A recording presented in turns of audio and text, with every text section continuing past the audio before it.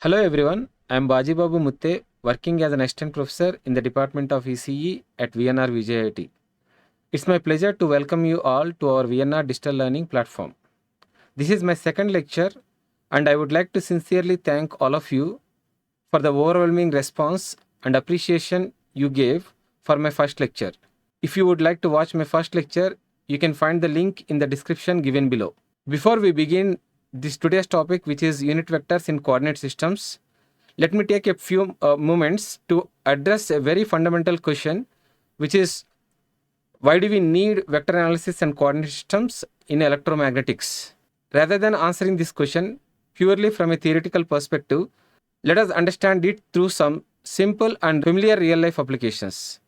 The first real-life application is aerodynamics and drones. So here on an aircraft or a drone, there are typically four forces that are acting. So one is the force which is in the upward direction, which is the lift, and another force which is acting in the downward direction, which is the weight, and the third force which is acting in the forward direction, which is the thrust, and the fourth force which is acting in the backward direction, which is the drag. So all these four forces are vector quantities. So knowing their magnitudes and direction determine the direction and stability of the aircraft or a drone. Okay. So vector analysis is essential for flight dynamics and control. So when it comes to the next application, which is GPS navigation. So GPS stands for Global Positioning System, and which is a satellite-based navigation system. GPS determines the position of a mobile receiver using 3D coordinates. And when the receiver is moving from one place to another place, then that is represented by a displacement vector. In this way, vectors and coordinate systems plays a major role in understanding GPS navigation. Okay. So when it comes to the next application, which is robotics and CNC arms. Every robotic arm is represented by its position and orientation in 3D space. The moment of each robotic arm is determined by vectors and vector components. And coordinate systems helps us specify the location of the joints, tools, and other moving parts. Now, when it comes to the next application, which is weather and wind maps, wind by itself is a vector quantity as it requires both magnitude and direction. Okay, so here is a typical powerful tropical cyclone in which this dark circular region corresponds to the eye of the cyclone, and the wind flow around that is represented by using the curl operation, which is a vector differential operation. In this way, vector analysis is useful in the analysis of weather and wind maps. The last application, which is mobile and antenna signals, the signals coming from the nearby cellular tower, they are typically electromagnetic waves. Let us see this animation. So this is a typical electromagnetic wave, which we can view it as the electromagnetic wave which is coming from the nearby tower to our mobile phone. So that electromagnetic wave has two components, which is one is electric field and the other one is magnetic field. And here you can see that the electric field, which is represented in the using the red lines, it is always in the vertical direction. Okay, it is sinusoidal in nature, but it is always in the vertical direction. Okay, so that is indicated by using the x-axis. So that is whether the electric field is in the upward direction or otherwise in the downward direction. It is always in the x direction only. And now when it comes to the magnetic field is represented using the blue lines, and that magnetic field is like this actually. It is always in the horizontal plane. Okay, so and it is sinusoidal in nature only. And now you can see that these electric and magnetic fields put together, that total electromagnetic wave is propagating in the z direction. Your electric field is in the x direction and your magnetic field is in the y direction, and as a whole your electromagnetic wave is propagating in the z direction. We know that P bar is equal to E bar cross H bar. So E bar is the electric field and then H bar is the magnetic field. Electric field is in the direction of x direction and magnetic field is in the direction of y direction. So x cap cross y cap will give you z cap. Okay, so that's the reason that power flow is in the direction of z direction, and you can see that though the electric field is always in the x direction and magnetic field is always in the y direction, but the total power flow is flowing in the z direction, which is perpendicular to both the x and y directions. Okay. So we'll come back to this animation again in our upcoming lectures. Having seen these applications, that gives a smooth transition into our actual topic, which is unit vectors in coordinate systems. So unit vectors plays a major role in understanding coordinate systems and in the analysis of electromagnetic fields. So unit vectors we will discuss with reference to Cartesian coordinate system, cylindrical coordinate system, and then spherical coordinate system. The first and foremost point which is very important about the vectors is vectors are unaffected by translation. What do I mean by that? So as we have already discussed this one in our last lecture, so this is the typical Cartesian coordinate system. Now you can see that your unit vectors, and again I am saying for your convenience, this is your x-axis and this is your y-axis and then this is your z-axis. So unit vectors, as they have magnitude of unity, which is 1, and the directions are always in the direction of their respective coordinate axis. Okay. So your x-axis, your x cap, which is a unit vector along the x direction, and y cap, which is a unit vector along the y direction, and z cap, which is a unit vector along the z direction. Now the beauty about vectors are unaffected by translation. That means you can relocate that vectors, unit vectors are vectors, anywhere. So let these things are unit vectors along your x-axis, y-axis, and then z-axis. So these are the unit vectors. Let us consider them. Okay. So now you can relocate these unit vectors anywhere. So, okay. So they are unaffected. Why? Because what are the two important characteristics of a vector? One is magnitude and another one is direction. And you are not changing any one of them. So you are maintaining the magnitude same and you are maintaining the direction also same. So in that way, that unit vectors or any vector is always unaffected by translation. So you can relocate the vector from any point to any other point in the coordinate system. That's the first and foremost important point. Now let's move on to the next important point, which is unit vectors in any coordinate system always point in the direction of increase of their corresponding coordinate values. Now let's take a Cartesian coordinate system to make you understand of this point actually. Okay. So let us consider that this is the unit vector in the x direction. Now you can see that this is the direction in which that x values are increasing actually. That's okay. But even if you place it the unit vector like this or otherwise like this, they are in the direction of increase of the coordinate values only. But what is the so specific or importance of this direction only? Okay, and that is given by the third point. So what is that? Additionally, they are always perpendicular to the surfaces where those coordinate values remain constant. So what is the meaning of that? Okay, so here you see these unit vectors must be perpendicular to the surfaces on which their coordinate values are remain constant. So this is a unit vector which is in the direction of x direction, okay, positive x direction. And now you see here, when we place this one like this only, this becomes perpendicular to the plane on which its coordinate value is constant. In the last lecture, we have seen that this is your x equal to some x1 surface or some x equal to constant surface. So your x cap is perpendicular to the x equal to constant surface. Exactly likewise, your y cap is perpendicular to the y equal to constant surface. Z cap is perpendicular to the z equal to constant surface. Okay.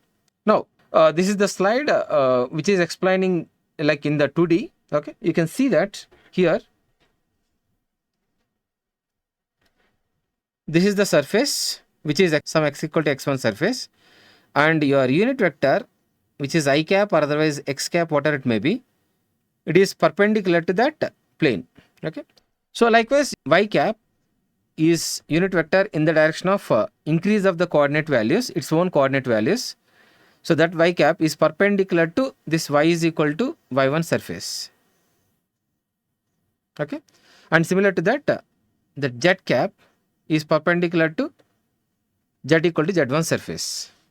Okay, see x cap, ax cap or x cap, ay cap and az cap. Okay, yeah. Now we move on to the cylindrical system. How your unit vectors are positioned in the cylindrical coordinate system. So you can understand that unit vectors in cylindrical and spherical coordinate systems are significantly different from that of unit vectors in the Cartesian coordinate system. Okay, and when we discuss, then you will come to know. Okay, yeah. Now, so in this cylindrical coordinate system, so what is, as you all know, there are three variables which are rho, phi and then z. So accordingly we have a rho cap or rho cap, simply rho cap also we can write, a phi cap and then az cap. Okay, so these unit vectors are positioned in what direction? Okay, so you see here, this is the rho equal to constant surface which we have discussed in the last lecture. Okay, so which is the greenish surface here. Okay, so now you can see that when we place the aero cap in this direction only, then it meets that all the three conditions, that three points which we have seen in the earlier slides. So that second point is unit vector in any coordinate system always point in the direction of increase of their coordinate values. See here, your rho is increasing in this direction. Okay, and that's the reason your aero cap is in this direction. Okay, at the same time your rho is pointing in the direction, okay, which is perpendicular to the rho equal to constant surface. So how can you say that this aero cap is perpendicular to this surface? We can draw a tangent at this point, and for that tangent this unit vector will be perpendicular. Okay, in that way we can say that this aero cap is perpendicular to this rho equal to constant surface. Now next one is phi is equal to constant surface. Phi is equal to constant surface, as we have already discussed. So this is the surface, this is the surface, because at each and every point your phi value is constant. Okay, now for this surface your a phi cap is perpendicular to that. Your a phi cap is perpendicular to your phi is equal to constant surface. Okay, so next one, z equal to z1 surface is this one, and your z cap is pointing in the direction of okay, increase of that coordinate values of z, and at the same time it is perpendicular to z equal to z1 surface. Okay, now let's move on to the spherical coordinate system. In the spherical coordinate system, r comma theta comma phi are the variables, and accordingly we have ar cap, a theta cap and a phi cap are the unit vectors. Okay, so now how these unit vectors are positioned in the spherical coordinate system, let us see. Okay, so this is the r, okay, and r is increasing in this direction. Okay, and at the same time it is perpendicular to this r equal to constant surface. This is some r equal to constant surface, some r equal to r1 surface. So, okay, and when we draw a tangent at this point, so your unit vector is perpendicular to the tangent drawn at that point. So this is your aero cap direction. Okay, now what about a theta cap direction? The second one is what? A theta cap direction, and we already know that this cone is the theta is equal to constant surface. Theta is equal to constant surface, just like this here. Okay, and you can see that how your unit vector is positioned for this surface. Okay, so if you take that the point is here, this point, so you can see that it is perpendicular, okay, to this surface, and also it is in the direction of increase of its coordinate value, which is theta is equal to theta coordinate value. Okay, it is in the direction of increase of its coordinate value, and at the same time it is perpendicular to this conical surface, which is theta equal to constant surface. Okay, like this. And if the point is here, then you have to place your unit vector like this. If the point is here, you have to place your unit vector like this, a theta cap. Okay, now the last unit vector, which is a phi cap, is same as that of your cylindrical coordinate system unit vector. Okay. AR cap and A theta cap and A phi cap. Okay. Let's now move into the next topic, which is coordinate transformation. That is how coordinate values are getting transformed from one coordinate system to another coordinate system. Okay. So in that, first we will see how Cartesian coordinates are getting transformed into cylindrical coordinates and vice versa. Okay, like this. So what are the coordinates here? Cartesian coordinates here. So x comma y comma z, and then cylindrical coordinates rho comma phi comma z.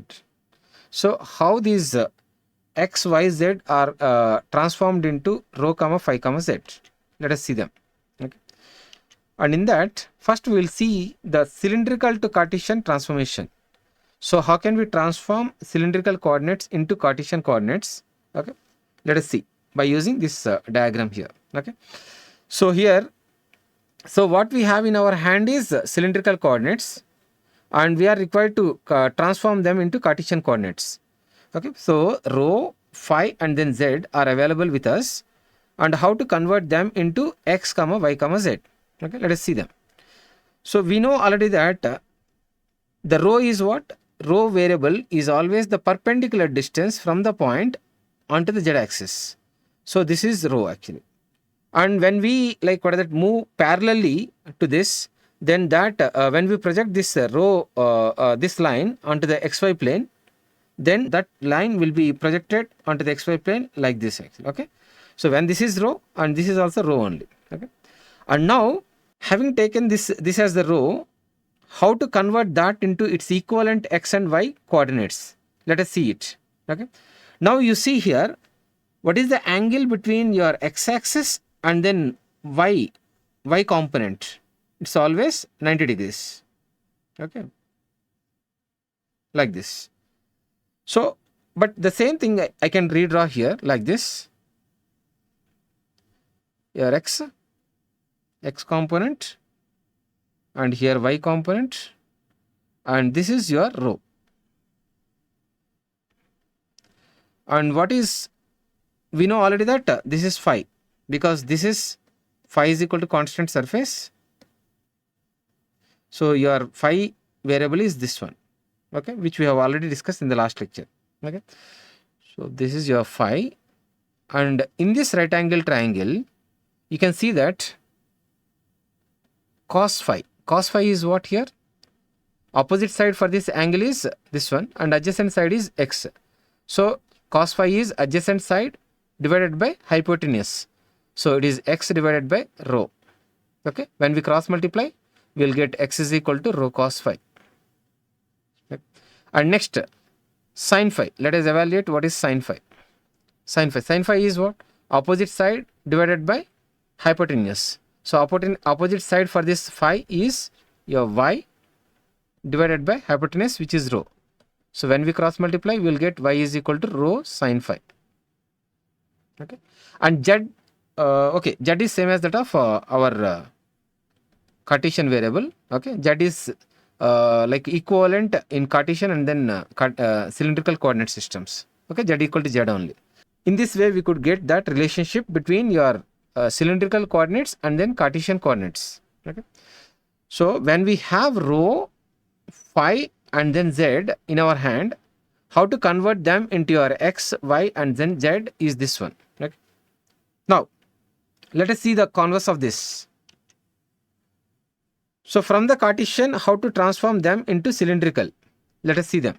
Okay. For that, it is very easy if we proceed from this relationship only. From here only we can get it actually. You see here, squaring that equation 1 and then equation 2. What we get? X square is equal to rho square cos square phi, and y square is equal to rho square sin square phi. And when we add them, we will get x square plus y square equal to rho square cos square phi plus rho square sin square phi. So from this rho square we can take common, and cos square plus sin square is 1. Okay. So in that way your rho square is equal to x square plus y square, and rho can be calculated as square root of x square plus y square. Okay. And that is your rho is equal to x square root of x square plus y square, which is the first one. And now when it comes to the second one, how to get that? See, equation 2 divided by equation 1, what we are going to get? Equation 2 divided by equation 1, we are going to get y by x is equal to rho sin phi divided by rho cos phi. So rho gets cancelled, and we'll get tan phi is equal to y by x.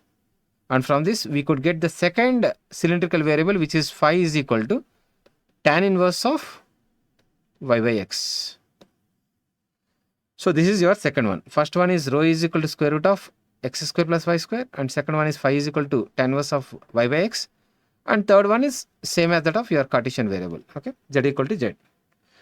So in this way we could get these that rho is equal to square root of x square plus y square, and phi is equal to tan inverse of y by x, and z equal to z. Okay. Now, how to transform Cartesian coordinates into spherical coordinates and vice versa? Let us see. This is little typical because of the spherical coordinate system and the spherical variables. Let us see them. So here the point which is in space can be represented either by using Cartesian coordinates x, y, z, or even you can represent by using spherical variables which are r, theta, phi, or you can represent by using cylindrical variables also, which is rho, phi, z. Okay. Okay. So now when this point is there in space, okay, and in the spherical, as per the spherical coordinate system, we know already that wherever the point is there in space, we should always join that point immediately with the origin, and we should get your r. Okay. After that, your theta is the angle between your positive z axis and then this radial line. Okay. So now you see here, this is the perpendicular distance. This is the perpendicular distance from the point onto the z axis. So these two are perpendicular to each other. These two are perpendicular to each other. Now what I am doing is, I am just rotating this right angle triangle by 90 degrees. Okay, in the clockwise direction. Clockwise direction from your point of view. Okay. So when I rotate that this right angle triangle in the clockwise direction by 90 degrees, it would look like this.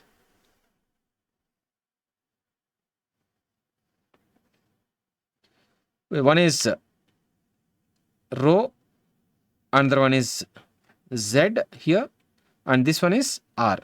So opposite to the 90 degrees, whatever is there, that is the hypotenuse, which is r here. Okay. Now where is the angle theta? Theta is the angle which is in between your r and then z. R and then z. So theta is here. Now apply your trigonometry rules, which is cos theta is equal to here. Cos theta is equal to, so opposite to theta, whatever is there, it is opposite side, and this is already hypotenuse, which is opposite to the 90 degrees. Okay. So this one should be your adjacent side. So cos theta is equal to adjacent side divided by hypotenuse. It is z divided by r. Okay. So from this we can cross multiply. You will get z equal to r cos theta. And now what is sin theta? Sin theta from this diagram, which is opposite side divided by hypotenuse. So opposite side is rho and hypotenuse is r. So it is rho divided by r. Cross multiply and you will get rho is equal to r sin theta. And that rho is important for us. Okay. Because this rho, which is equal to r sin theta, is important for us. Because when we move that rho is equal to r sin theta parallel to that, and when we project it onto the xy plane, then that would project something like this. So this also will be your rho is equal to r sin theta only. Okay. Now, what is the angle between this x-axis and then this y component? 90 degrees. I'm drawing a short line parallel to y-axis and another short line parallel to x-axis. So as to have a feel that these two lines are in the horizontal plane. Okay. Now, I'm just redrawing that one here for our convenience. And so this is your x component right here. This is your x component because it is along the x-axis, and this is y component, and this is your r actually. Okay. So I'm just redrawing that. Your x is this side and y is here, and your rho is this one. This is rho actually. Okay. So this one is rho. This line is rho here. Okay. So now where is phi here? Phi is here. Now what is cos phi here? So here 90 degrees angle is here.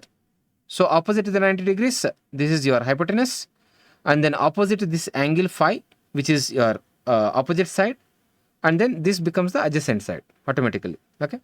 So cos phi is equal to adjacent side divided by hypotenuse, which is rho. So from this you could get that x is equal to rho cos phi. Okay. But we already got it, rho is equal to r sin theta. So let us substitute that here.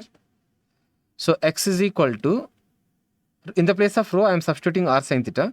So it becomes what? R sin theta into cos phi. So that's how I get that first relationship. Okay. And second one, you can write sin phi here in this right angle triangle. What is sin phi here? Opposite side by hypotenuse, which is y divided by rho. Cross multiply, you'll get y is equal to rho sin phi. And in the place of rho, as usual, we are substituting r sin theta. So r sin theta into sin phi will be equal to y. And z we already got it. Z equal to r cos theta, we already got it at the starting itself. So y is equal to r sin theta into sin phi, and x is equal to r sin theta into cos phi. That is your first and second and then third equations. Okay. So this is the relationship which needs to be used when we have r comma theta comma phi, which are the spherical variables in our hand, and we are required to transform them into Cartesian coordinates. Okay. So that's why this is spherical to Cartesian actually. Okay. Now when it comes to the reverse of that, Cartesian to spherical, how to get that Cartesian to spherical actually. Okay. So these equations, let us rewrite them here for our convenience. So x is equal to r sin theta into cos phi, and y is equal to r sin theta into sin phi, and next z is equal to r cos theta. Now let us take this as equation number 1 and equation number 2, and this is equation number 3. Okay. So take squaring on both sides for all these three equations. So x square plus y square plus z square. What am I going to get? R sin theta into cos phi whole square plus r sin theta into sin phi whole square plus r cos theta whole square. That is r cos theta, right? Okay. Now let us take first these two terms here. So it is r square sin square theta into cos square phi plus r square sin square theta into sin square phi. Okay. Now plus the third term is anyway, it is r square cos square theta. We'll come to this third term little while, after a little while. Now let us see. The first two terms are having this the r square sin theta, r square sin square theta as a common term. So let us take r square sin square theta as common, And what is left over here? In the first term, we are having cos square phi, and in the second term, we are having sin square phi. Okay. Now, what is cos square phi plus sin square phi? It is always equal to 1. Okay. So, that first two terms are reduced to what? R square, are simplified to r square sin square theta. And the last term is already waiting here. Okay. So, let us combine this, that first two terms, simplified term with the third term, r square sin square theta plus r square cos square theta. Okay. Let us take r square common. Then that gives sin square theta plus cos square theta. Sin square of any angle plus cos square of that same angle will always be equal to 1. Okay. So this is becoming 1. So finally we will get r square. So finally what we got here? X square plus y square plus z square equal to r square. Okay. So from this we can get, when you take square root on both sides, we will get r is equal to square root of x square plus y square plus z square. Okay. Yeah. Now, when it comes to the second relationship, how to get this one? Okay. So let me erase this part. Okay. So in order to get this second part, what we can do is divide. So first we'll take the square. You know already that. So the third equation is very simple to get, because equation 2 divided by equation 1 will give you y by x is equal to r sin theta into sin phi divided by r sin theta into cos phi. So r sin theta gone, and we are left with what? Cos tan phi. Sin phi divided by cos phi will be tan phi. So tan phi is equal to y by x. So from this we can get phi is equal to tan inverse of y by x. Okay, that is our second equation. Now the third equation. Now how to get this second equation? Let us see it. From this, first you you square it and add x square plus y square. So x square plus y square, we have already seen this one, r square sin square theta cos square phi plus r square sin square theta sin square phi, and from this you could get r square sin square theta only, because that leaves behind that 1 actually. Here cos square plus sin square is 1 actually. Okay. So it is that is becoming what? R square sin square theta. So this is your x square plus y square. Now what is the square root of this one? Square root of this one is square root of x square plus y square will give you r sin theta. Okay. So now just let us call this as equation number 4, and this is already like equation number 3. Now let us do that equation number 3, equation number 4 divided by equation number 3. What are you going to get? Equation number 4 divided by equation number 3. So it is r sin theta divided by r cos theta. R sin theta in the fourth equation and r cos theta in the third equation are divided, and square root of x square plus y square in the fourth equation, and then z on the third equation, they will be divided, and here r will be cancelled out, and that leaves behind what? Tan theta, which is equal to square root of x square plus y square divided by z. Okay. And from this we could get theta is equal to tan inverse of square root of x square plus y square divided by z, and that is our second relationship. So with this we have completed that coordinate transformations, that is we have seen how Cartesian variables are transformed into cylindrical and vice versa, and how Cartesian variables are transformed into spherical and vice versa. And here itself there is a relationship between cylindrical and then spherical variables. Here you can see this, there is a relationship between cylindrical and spherical variables. Your rho is equal to r sin theta. So rho is the cylindrical variable and r and theta are the spherical variables. Okay. So we have covered all the transformations here with this, and that wraps up our today's discussion on unit vectors in coordinate systems. Thank you so much for connecting to our VNR digital learning platform.